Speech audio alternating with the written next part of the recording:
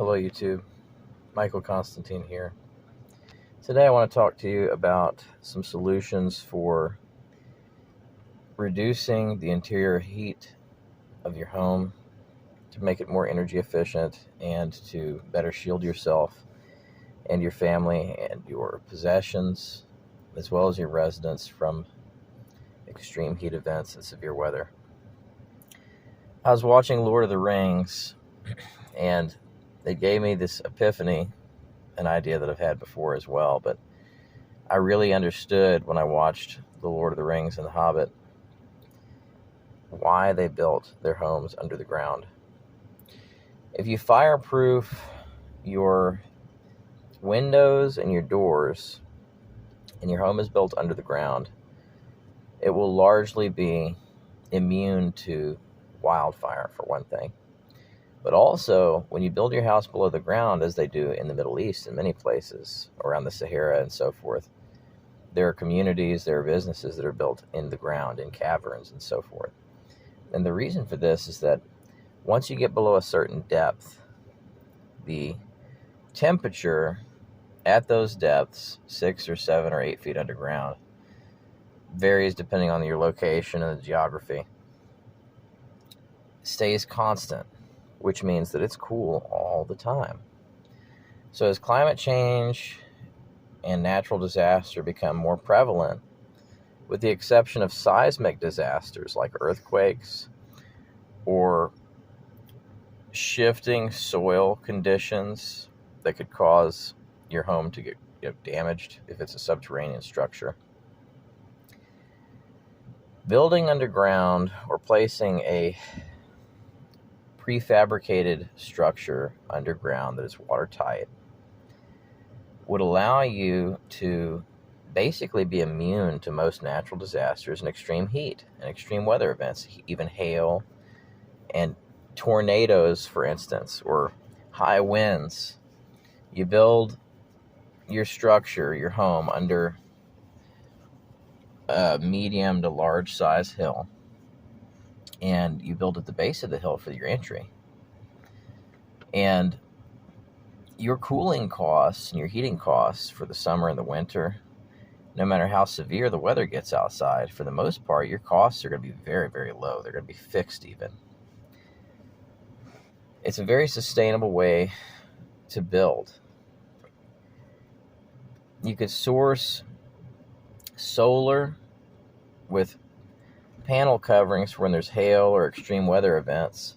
You go out there before the bad weather comes, before the event comes. You put your fireproof, hail-proof covers on your solar panels, and you insulate your turbines if you have wind for energy. Take measures to protect your external infrastructure when you know severe weather is coming or there's a high probability of it. You basically have a home that could be potentially off-grid, where your utility cost is going to be very low, and your consumption of energy is going to be low for heating and cooling. This is why I think we need to be looking at building homes underground, and this could work for tiny homes as well. I mean, it doesn't have to be a large structure. This is why in some countries they use mud and bamboo, or they'll use adobe. I don't know exactly what that material is made out of, but it's largely fireproof, and it's very resistant to climate type disaster, as long as you're not getting like extreme flooding that's going to completely wash the structure out. The reason they built like that is because they wanted something that wasn't going to be destroyed by flooding, by rain, and so forth. And I observed that in places in the Middle East, they've built their structures in a similar capacity, made out of something that's almost akin to concrete, but they're not building entirely below ground. But they get a flood or a natural disaster, and yes, it destroys everything in the structure that's submerged, okay? But it doesn't destroy the structure itself. The structure is not rendered permanently unlivable. They sweep it out, and then they start over as far as beds or whatever. In the US and in other developed countries, we've been using substandard materials when there's much more affordable, practical means of building and developing our homes so that we don't have to experience catastrophic losses. Homes here for the longest time have been built very, very cheaply using pre-manufactured materials that are destroyed when you have a severe weather event like a flood or a hurricane. Why build that way? I suspect it's because somebody wanted to create a scenario where insurance companies would be able to generate profit.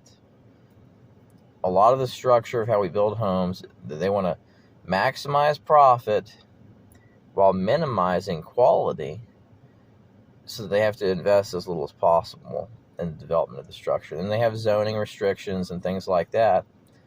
It all feeds into capitalist interests. People who want you to have to spend money every time something goes wrong. When in reality, there's very simple, ecologically friendly ways to build, using cheap, inexpensive, naturally sourced materials to have a home that's cool and energy efficient and isn't going to be destroyed by severe weather. I've done a lot of research on this. I've been reading on it. I've been watching videos on it. And you could build a sustainable house, a small sustainable house, for anywhere between $50 and just a few $100s, provided that you're using the right naturally sourced materials. But as far as keeping your ambient interior temperatures cool, building underground is the way to go.